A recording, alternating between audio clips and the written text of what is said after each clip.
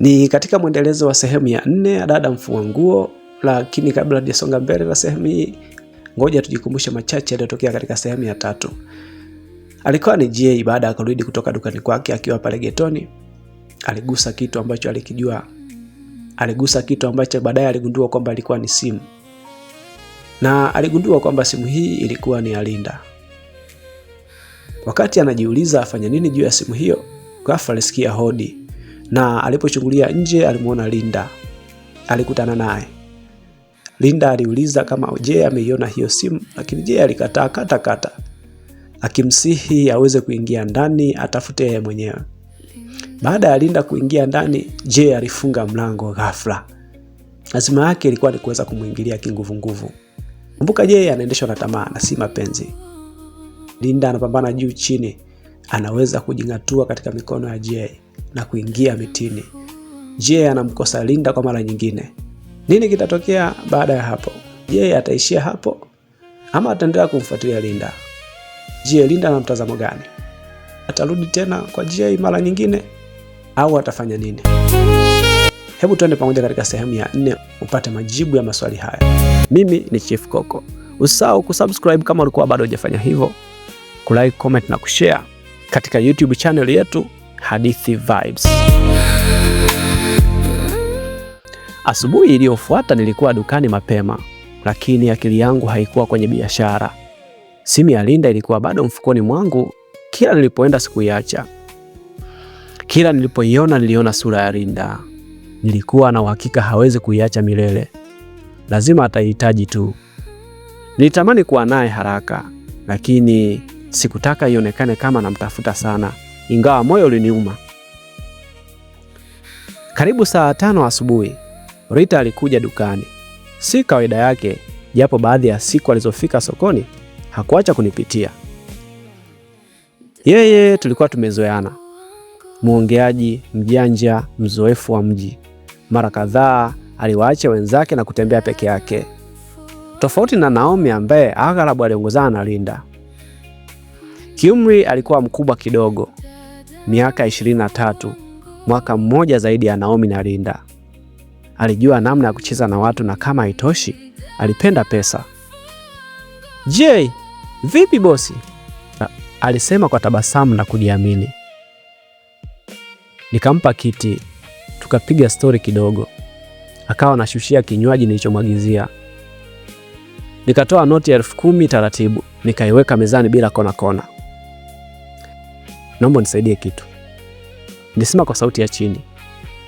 Aliitazama ile noti, kisha akanitazama mimi. Leta mpango. Nataka niongee na Linda vizuri. Leo jioni unaonaje mje wawili? Njoni ghetto. Tafuta namna ya kumshawishi hata kama ni kwa kisingizio. Sikumeza maneno. Rita alitabasamu kwa ujanja. Mtoto wa mjini huyo. Huyu dogo anajifanya bado hajui anga za mji, alisema. Lakini usijali. Nitamleta. Hata kama nitahitaji kumpiga kudu kwanza, nitafanya hivyo, alikazia. Alichukua ile noti bila aibu. Akamimina soda kwenye glass. Akaishusha. Sasa midamida basi. Aliinuka. Leo jioni nitahakikisha mnachangia shuka. Noa kisu mapema. Leo lazima ule nyama. Alinijaza upwiru. Jioni ilipofika saa 1 juu ya alama, nilikuwa nyumbani tayari. Nilihakikisha chumba kiko sawa. Mwanga wa taa ulikuwa wa wastani. Hali ya utulivu na muziki kwa mbali. Haikupita muda, mara hodi ilisikika.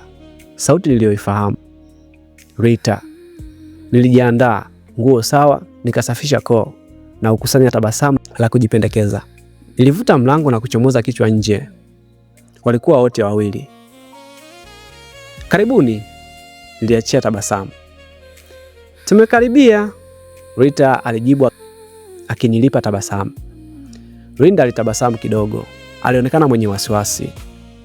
Alikuwa nyuma ya Rita kama bodyguard wa rais. Rita alikuwa relaxed kama kawaida akiongoza msafara. Waliingia wakakaa sofani. Lendaeli bado alikuwa anapanga mavazi yake akiyavutavuta, huku akianza na blauzi yake ya kijani na kisha sketi yake ndefu kama sister iliyofunika hadi nyayo. Pamoja na urefu huo, alionekana kutokuwa na amani, akawa anaisokomeza katikati ya mapaja ili kuhakikisha usalama wa ofisi zake. Vipi wapendwa, mko poa? Nirudia tena salamu kuvunja ukimya. Safi, aliitikia Rita huku mwenzake akiwa kama hajasikia, macho yakizunguka akikagua chumba. Macho yake yakatulia juu ya picha kubwa ya ukutani ya mwanamke aliyekuwa amepiga magoti kusali na Biblia mkononi. Akawa anasoma ujumbe ulioandikwa, kumcha Mungu ni chanzo cha maarifa. Huyu binti Sayuni akaonekana kuvutiwa na hayo. Labda alidhani na mimi pia ni baba mchungaji, kumbe hata mlango wa kanisa siujui. Nilichomoa jagi kubwa kutoka kwenye friji ndogo. Nikagawa glasi kwa kila mmoja na kuwamiminia juisi ya embe. Nilinamisha jagi kujimiminia na mimi, lakini Rita aliipoka na kunijazia pomoni. Nawe zamu yako. Unajaza mnala wa juisi kwa wenzio, unadhani vizuri? Tulicheka. Kumbe nilikuwa sijauliza kinywaji mnachotaka. Kuna mtu anahitaji bia labda? Nijifanya serious. Si umedhamiria kunywesha juisi zako za baridi na baridi yote hii? Bora ungesema tukusaidie kuandaa kahawa. Mrembo yuko hapa, wife material, fundi wa mapishi. Unahangaika nini kijana? Rita alitania akimgusa bega Linda.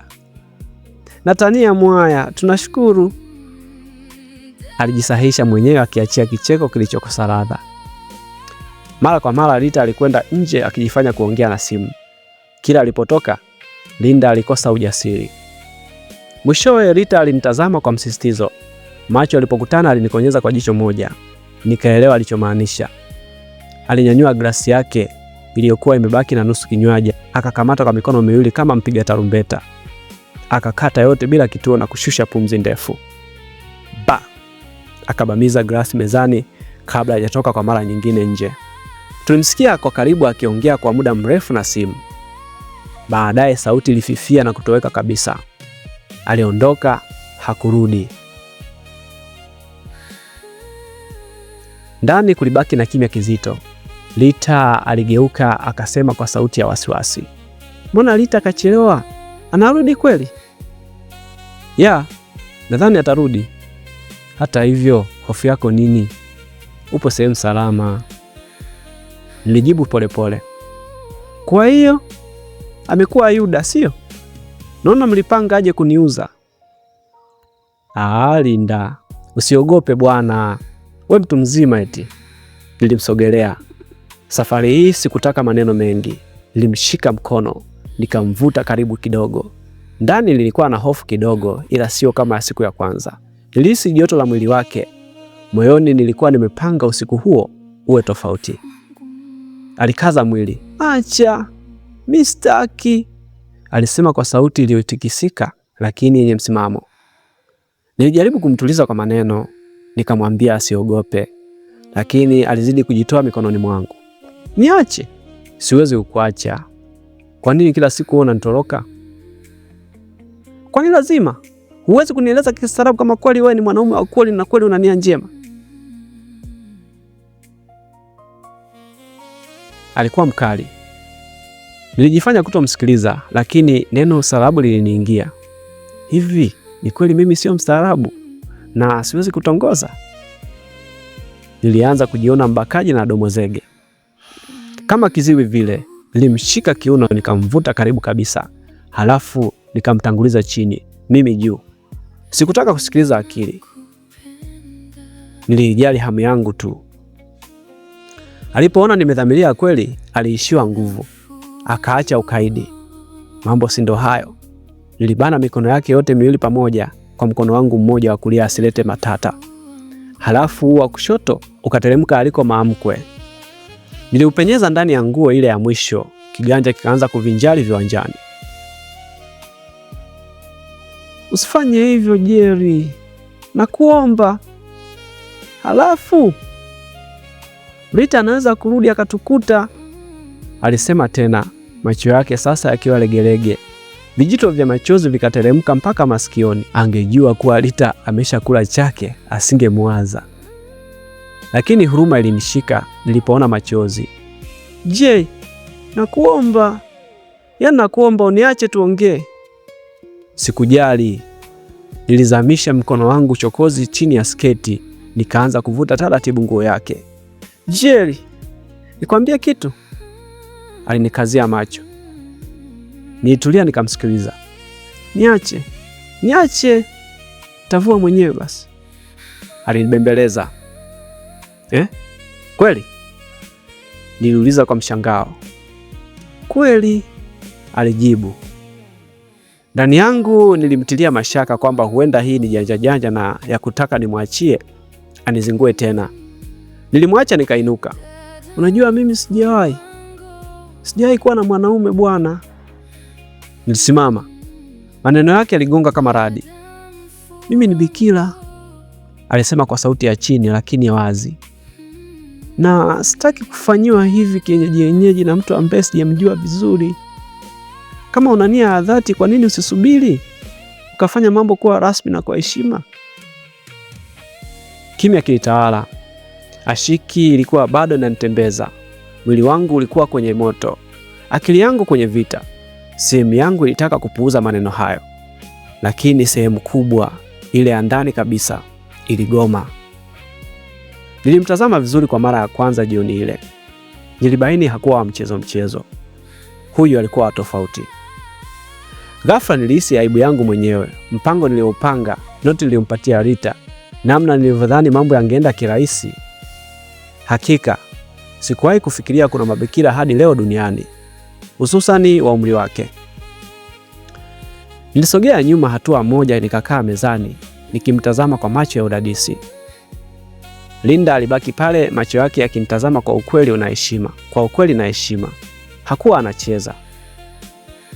Ndani yangu kulikuwa na njia panda upande mmoja, tamaa, haraka, moto wa muda. Upande mwingine heshima, subira na wazo jipya lilikuwa linaanza kuchipua. Nilijiongelesha, huyu anaweza kuwa mke. Lakini Ashiki haikuzimika mara moja. Nilijikuta nikisema hatimaye kwa sauti ya kweli kabisa, sikuwa na lengo la kukosea. Nilimsogelea tena karibu na alipokuwa amekaa.